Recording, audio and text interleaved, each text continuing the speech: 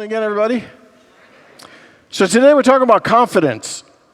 So my question is, what does confidence mean to you? And what difference does confidence make in your life? Now, I have to admit, I'm not feeling very confident today because I've got a joke I want to tell you on confidence. That doesn't give me a lot of confidence, but you know me, that doesn't stop me. Here we go. One day, brave Captain Smith and his sailors were on the sea sailing, and then suddenly on the horizon there loomed a ship with a skull and crossbones raised on the mast. The crew was frantic and seeking refuge and asking the captain what to do. And the Captain Smith looked at the oncoming ship, thought for a second, and he said, "Bring me my red shirt." And at once a cabin boy brought it. He put on the red shirt, and then he instructed the person at the wheel to go straight after that pirate ship. They crashed. There was a fight. The ship was almost destroyed, but they were victorious. They won. And then all the sailors were recounting all the individual triumphs and their collective triumphs. And one of them said, "Hey, Captain Smith, why is it that you said, bring me my red shirt?" And he said, "Well, in case I got wounded and I was bleeding, I didn't want any of you to know because I didn't want you to lose your confidence. I want you to keep fighting. I want you to keep on to the victory." And then everybody was so impressed. They even loved him as a leader even more. They thought he was even brave and even better than they thought he was before. And then so a week goes by, and then they see 10 pirate ships coming after them. And then the crew is, again, they're panicking, they're fearful. They look to Captain Smith for some leadership. And then he looks at the situation, sees the 10 ships coming at them, and he says, "Boys, bring me my brown pants." Okay. All right. Can you see why I wasn't that confident telling that joke?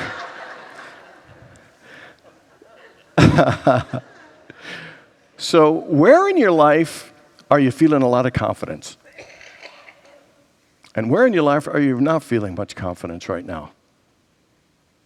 Where in your life do you have more confidence now than you used to have before? And where in your life are you lower on the level of confidence than you have been before? You know, the fact is, confidence absolutely makes a difference on the quality of our lives. Our confidence affects our level of happiness and fulfillment because our confidence affects our attitude and our mindset and our perspective. Our confidence is a thing that makes a difference of how much stress and anxiety we feel as compared to how positive we feel. You know, feeling confident, we tend to make better decisions. Feeling confident, we tend to be less reckless and impulsive. You know, when we are confident, it tends to impact the quality of our relationships. We tend to be more honest and more vulnerable, and we are more open-hearted. We communicate better. When we're confident, we tend to be more motivated. We tend to be more proactive. It helps us in so many ways. Courage absolutely affects the quality of our lives. I mean, confidence affects the, we'll talk about courage later, actually. So how many people have ever doubted or second-guessed yourself? Anybody? Anybody ever want to do something, but you didn't have the confidence that you'd succeed, so you just didn't even try?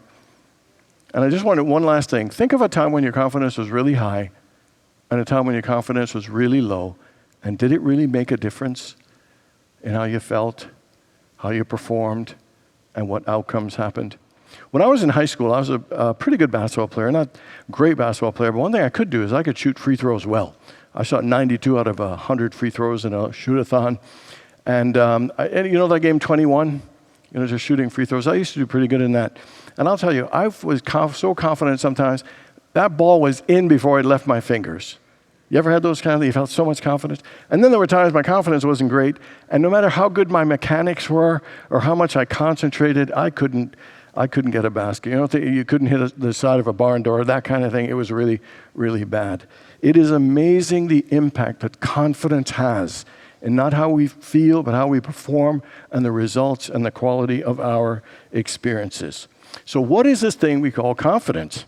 I would say that it is a belief in ourselves. It is a belief in how capable and resourceful we are. It is a belief in our value and our self-worth. It is an acceptance of ourselves and feeling comfortable in our own skin. I'll tell you, what confidence is not bragging. It is not arrogance or being cocky. It is not being hyper positive. It is not trying to control everything and everyone. It's not being reckless. It's not about how much money we have, how many accomplishments we have. It is really a mindset and a feeling that we have about ourselves and how we relate to the world. It is a feeling of groundedness and being centered in the truth of who we really are and being true and authentic in how we live our lives. And when we are confident at that level, we tend to be more engaged and more present in our lives, to ourselves, our feelings, our desires, our relationship, and our sense of purpose. And so even at the highest level of confidence that we could feel in our lives, the fact is we all have self-doubts. We all have feelings of uncertainty. We all have certain fear and insecurities and anxieties and sometimes even feelings of unworthiness, even feeling powerless at times. So the thing about confidence is it is not static, it's dynamic. It changes. And so it behooves us to make sure that we cultivate confidence on a regular basis, that we nurture it, that we maintain it, renew it, and develop it. Let me give you a couple of examples about how confidence makes a huge difference. And I apologize, I'm using combat sports examples, but how many people have heard of the UFC and MMA fighting? There's this lady, her name was Ronda Rousey, if you've heard of her. She was the most dominant female fighter. She won 12 fights. She won them by arm bars. Everybody knew she was going to the arm bar. They couldn't stop it. Her confidence was so high, people were afraid they'd lost even before the fight started. And then on her 13th fight, she got knocked out. She was so shocked, accustomed to winning, and being so dominant that she lost, and it rocked her confidence. Then the next fight, she lost even worse. She lost even faster. Her confidence was so shattered, she didn't fight again. It absolutely changed. Her skill was the same.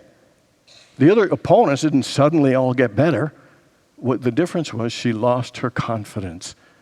And it affected her performance, it affected her well-being and mindset. Another example, Mike Tyson. He went 19-0. His first 19 fights, 12 of them by knockout. He became the youngest heavyweight champion at the age of 20 years old. And I think it was the Holyfield fight that changed him. And he was so dominant, and he lost and really never really got back the kind of success that he had. And really what changed? Nothing but his confidence. He lost his confidence. Confidence absolutely makes a difference. And so how do we increase our confidence? How do we gain confidence? How do we live more confidently? Because the fact is, if we want to be confident, we've got to think more confident. And so we're going to look at 3 things today that are going to help us increase and raise and live more confidently. And the first one is to remember who we are, to remember who you are. Most of us, don't realize how great and incredible we are. We are so much more than we give ourselves credit for. We're so much more talented and beautiful and brilliant. Our lives make so much more of a difference than we allow ourselves to realize. Sometimes we think that we aren't good enough or not tall enough or smart enough or whatever, not enough. But the truth is that all these things, whether it's our education, success, money, how strong our bodies are, that is not where our true confidence comes from. And that is never going to produce a lasting confidence. Real confidence comes from connecting with the awareness that we have been created in the image and likeness of God. That there is a spirit and an essence in us. There is an intrinsic value. There is intrinsic beauty. There is intrinsic intelligence and gifts and greatness. We are created in the image and likeness of the Creator, the image and likeness of God, the image and likeness of love. And that beauty and greatness is in us, but sometimes we just don't remember it. Sometimes we don't connect with it. Jesus said, "You're the light of the world." In John, it says, "The light shines in the darkness, and the darkness can never overcome the light." That's something we should feel confident about. That regardless of the outer situations that are going on, or successes or those other things, that there is always a steady, consistent source for us to feel confident in and about. Last week I went to see The Lion King at Gamage, and it was just fabulous. I think everybody knows the story. And the thing that impressed me and was most amazing was the father, Mufasa, would take Simba out and tell him, "You're going to be king. You're going to be king. It is your heritage. It is your calling. It is your purpose. And know that all the other great kings and all that great knowledge and strength is available to you because it is in you." And so he's coached in remembering that this is him.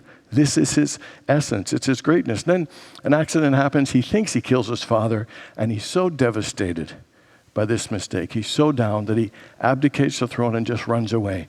He runs away and hides, losing not only his confidence, but any feeling of self-worth at all. And then later on, Rafiki, the wise monkey, shows him his father Mufasa in the sky, and he says the famous words, "Simba, remember who you are." And what he was saying, Simba, remember that you're a leader. Remember your power. Remember your greatness. Remember your calling. Remember your responsibility. Remember all the gifts that you have. Remember all of that. And so he was able to reconnect with the truth of who he was. And that is what gave him the confidence to go back. And the fact is, every one of us, sometimes we forget who we are.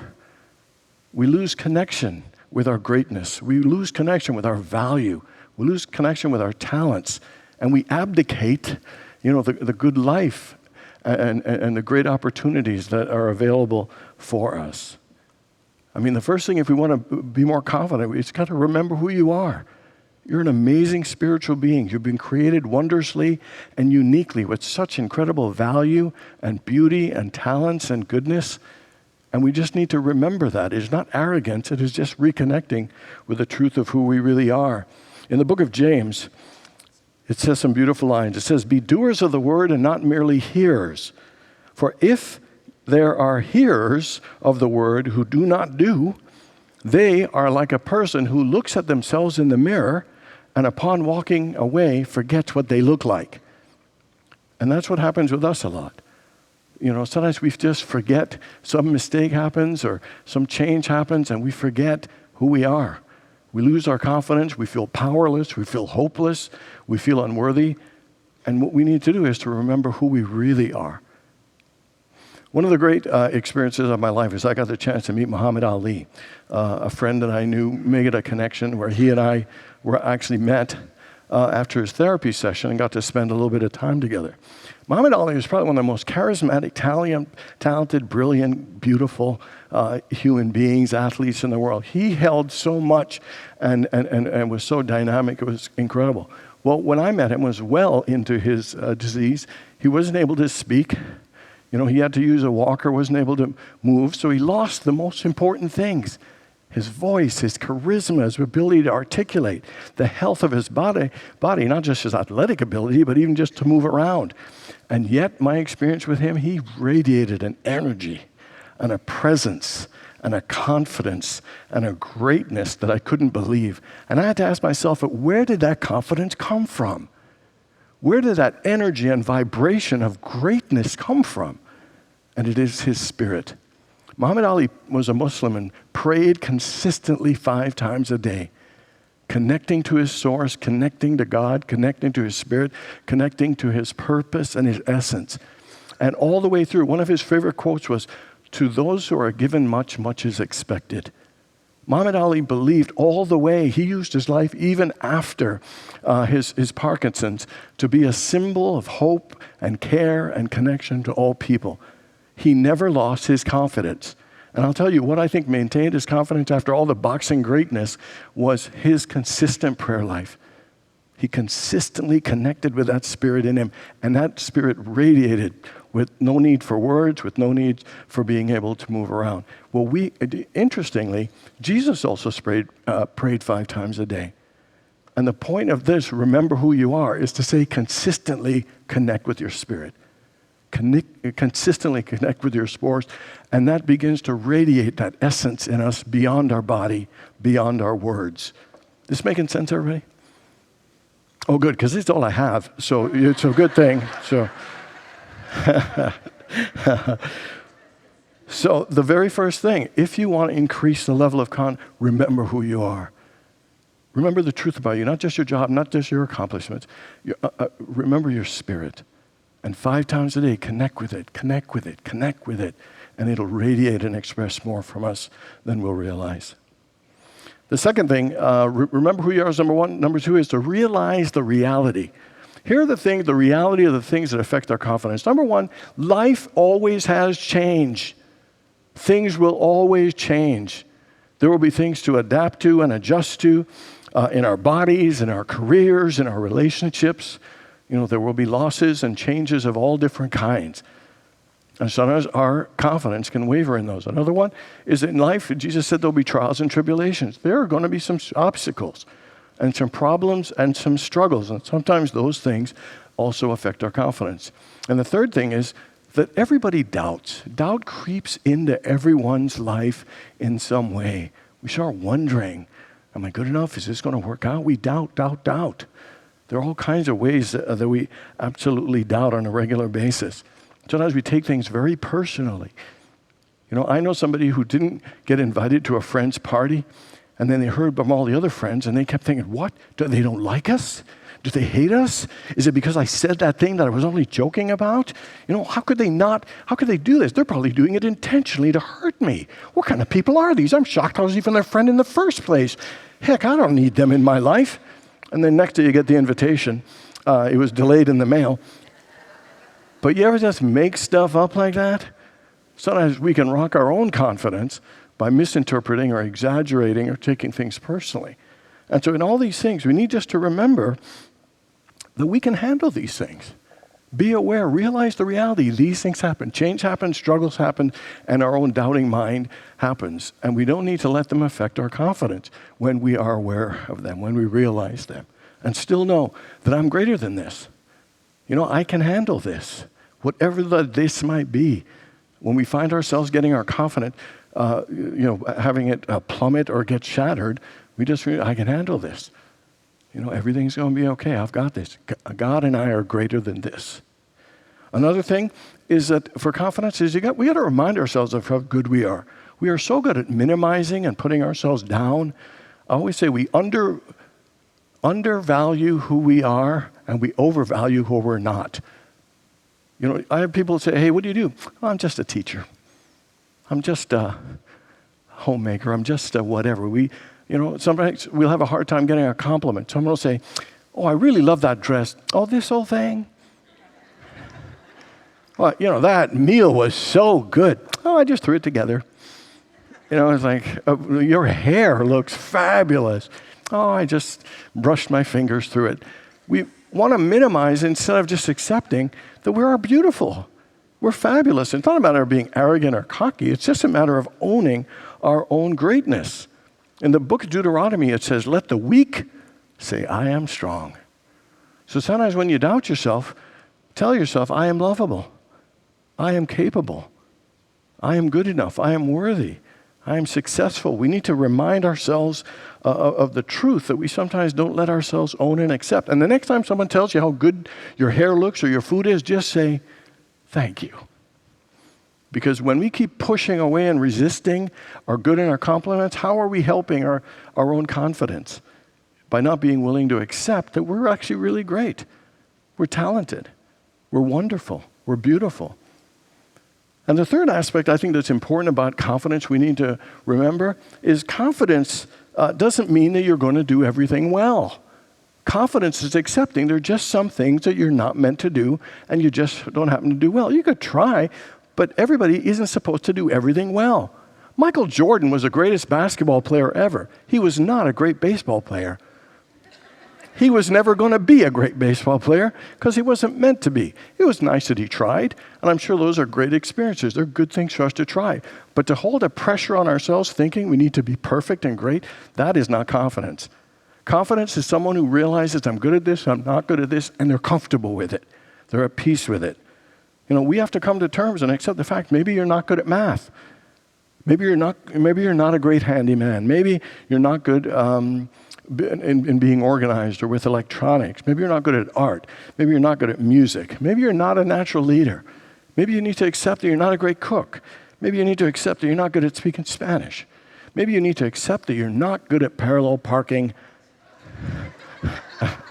or whatever it might be.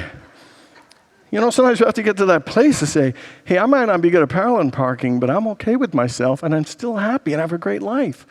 And it sounds kind of silly, but the things that we hold against ourselves for not being great or perfect at everything, that's not confidence. I think that's more abuse and punishment and putting ourselves down, and that's not being loving and supportive to ourselves. Remember who you are, and then realize the reality. And the last one is to renew your courage. Several writers, from Norman Vincent Peale to C.S. Lewis to Maya Angelou to Eleanor Roosevelt, lots and lots of people, have all said the same thing. And they said this: the greatest virtue is courage. Because if we didn't have courage, there wouldn't be other virtues. It takes courage to live. It takes courage to believe. It takes courage to have faith. It takes courage to hold on. It takes courage to let go. It takes courage to forgive. It takes courage to change. It takes courage to ask. It takes courage to say yes. It takes courage to say no. It takes courage to dream. It takes courage to start. It takes courage to stop. Life takes courage. And it takes courage for three things. One, we hold some high expectations of ourselves, and we hold ourselves against some pretty high standards, and sometimes we can be perfectionists. So it takes courage to fight against our own mental frames and standards. A second one is what society tells us we should be or do. Sometimes, society isn't very supportive, and it's not easy, being true to ourselves in certain places. And the final one is that other people's judgments and expectations. Sometimes even your own family will throw cold water on your dreams. It takes courage to live. It takes courage to be true to ourselves. And without courage, we would not develop confidence. Confidence comes from that belief in the truth of who we are, but it also comes from experience. And courage requires us to try new things, to risk, to dare, to go after our dreams.